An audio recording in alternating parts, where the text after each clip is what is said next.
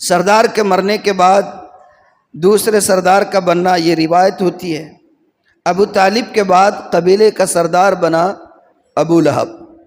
ابو طالب کے بعد اور یہ لوگ ایسے تھے، نظریات کچھ بھی ہو، آئیڈیالوجی کچھ بھی ہو، فکر کچھ بھی ہو، مسائل کچھ بھی ہو، سردار بن جاتے تو قبیلہ ان کے لیے سب سے اہم، قبیلے کا فرد سب سے اہم، اس کے مقابلے میں پھر وہ نظریات، آئیڈیالوجی، یعنی خون کا رشتہ اور قبیلہ۔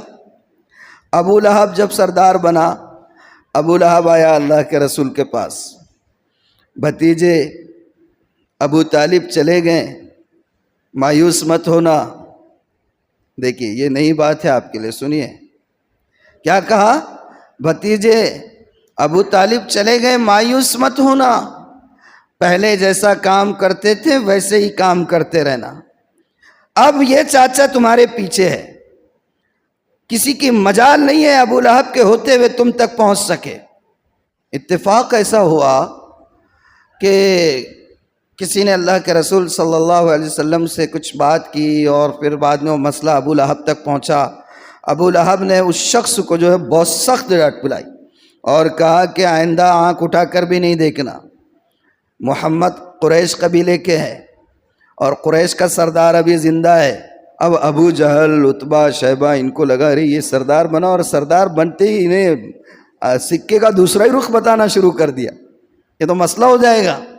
یہاں ہم ایک سے پریشان تھے، دو سے پریشان تھے، عمر سے، حمزہ سے، انہوں جا کے ہماری کمر توڑ دیے، اب یہ تیسرا پہاڑ بھی چلے گئے تو گئی بھینس پانی میں، پریشان ہو گئے کیا کرنا۔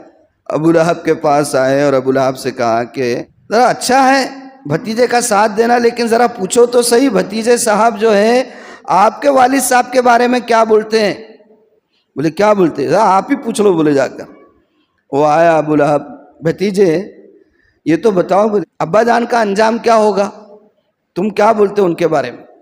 اللہ کے رسول صلی اللہ علیہ وسلم نے فرمایا جن نظریات اور جس فکر کے ساتھ عبد المطلب اس دنیا سے تشریف لے گئے، اس فکر اور ان نظریات کے لوگوں کا جو انجام ہوگا وہی انجام عبد المطلب کا ہوگا۔